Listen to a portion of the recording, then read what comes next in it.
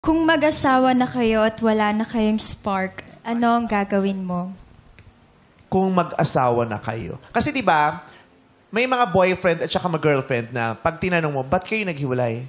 Kasi na-realize namin, nawala yung spark.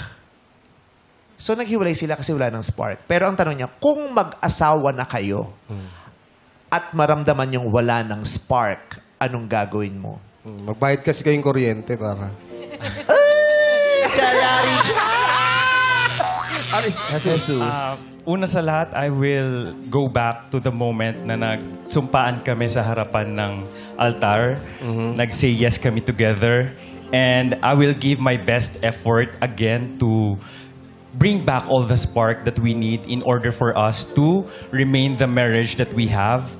And then I will invite her every day for a date para lang ma-feel niya na mahal ko siya, and I'm very much willing to give again my 101% from the day na nag-yes ako sa kanya sa simbahan. Oh, bring back the memories. Parang renewal of vows, no? Parang gano'n. Totoo naman kasi napaka-importante yung memory. Siyempre, na manghihinayang ka kapag nawala yun eh. Paulos?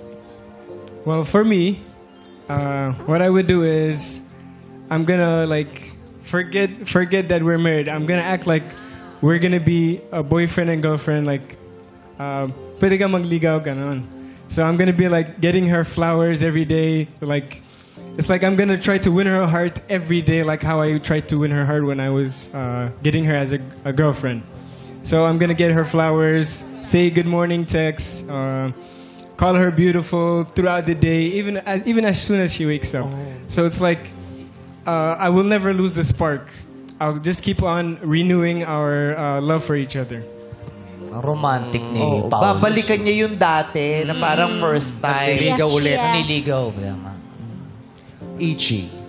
Ako may advice sa product kasi ako ng broken family. So na-witness ko na nawalan talaga ng spark yung love ng parents ko.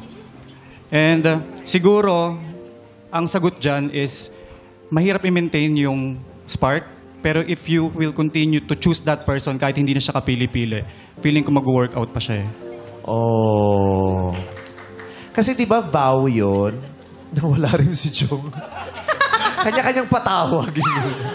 Kasi di ba pag kinasal kayo, may vow eh. Di ba? Kaya nga sinasabing, in sickness and in health, till death do us part. Yes.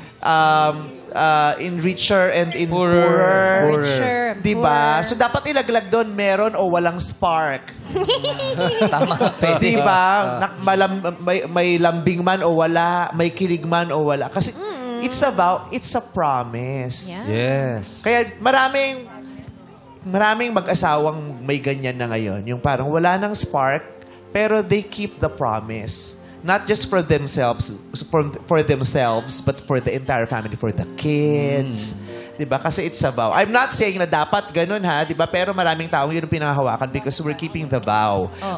Na wala lang spark, mabuting ama naman to, mabuting asawa, wala lang spark, di na nakakilig, pero I will stay. Nakarinig na ako niya, companionship. Companionship. But why? Diba? But bring back the spark. Yeah, bring back the spark. That love.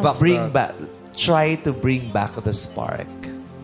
So yun, may mga kanya-kanya silang opinion. Christine, sinong bibigyan mo ng green flag? I would go for Jesus. Jesus. Si Johnny, tumas yung kamay. Sa paano pag mamaya pinili mo si Jesus, sasabihin, Christine, sumama ka na kay Jesus. Sure ka ba?